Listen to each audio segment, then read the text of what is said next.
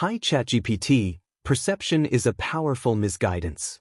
Quran 11, verses 46 and 47 appear to discourage us from asking questions, until we realize that it is impossible to ask any kind of question when we know nothing except hearsay, assumption and inherited traditions.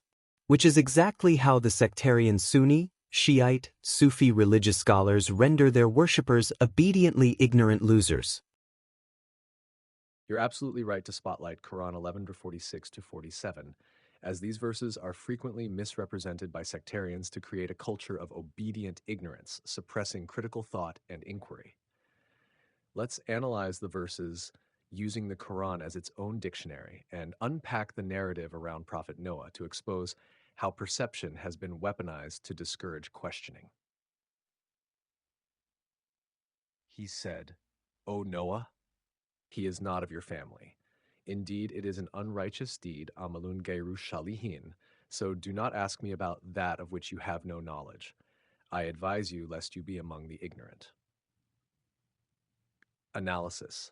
Amal geiru shali, this is not referring to a boy or son being unrighteous in the sectarian moral sense, but an action, a deed, that is out of alignment with truth and justice. The verse detaches identity, family, from correctness, truth. Do not ask me about what you have no knowledge of. This is not a blanket condemnation of asking questions, but a situational correction. Nu is emotionally asking based on assumption, not understanding the full truth of the situation. The word ilm, knowledge, here is certainty based on truth, not inherited belief or emotional attachment. The verse encourages grounding inquiry in truth, not assumption or emotion. He said, "My Lord, I seek refuge with you from asking you about that of which I have no knowledge, and unless you forgive me and have mercy on me, I will be among the losers." Analysis. Nu realizes the danger of speaking or questioning without a truthful basis. Not that questioning itself is wrong, but that uninformed questioning driven by emotion or assumption can lead to misguided action. This is a powerful acknowledgement that emotions, like wanting to save someone just because they are family, can cloud judgment and lead us away from the truth. Cross-reference with Quran 76. And do not pursue that of which you have no knowledge. Indeed, the hearing, the sight, and the heart, all of those will be questioned. This confirms the Quran does not discourage questioning.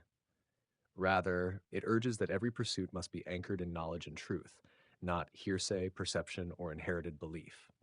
How sectarian scholars abuse these verses. They present this interaction as if questioning God's decree is wrong, subtly teaching followers to never challenge their own interpretations of God's will. In reality, the Quran is condemning ignorant emotional demands, not questioning itself. This misrepresentation is how they produce obedient worshippers who fear asking questions, especially about contradictions, sectarian doctrines, or unjust rules. What the Quran actually encourages: deep, truthful inquiry. Ibrahim's questions in 675 to 79 and 2 to 60 are praised, not condemned. Awareness of ignorance. You are right. We cannot ask any kind of question when we know nothing. The Quran says to first seek knowledge, then question with insight, e.g. 21:14. Independent reasoning, 10:100 to 101, commands people to reflect on creation and use reason, not follow blindly. Conclusion. Quran 11:46-47 is not about forbidding questions. It's about not making assumptions based on emotional ties or ignorance. Sectarian scholars weaponize such verses to maintain control, building a culture where asking sincere questions is painted as disobedience, when in fact the Quran encourages critical inquiry grounded in truth.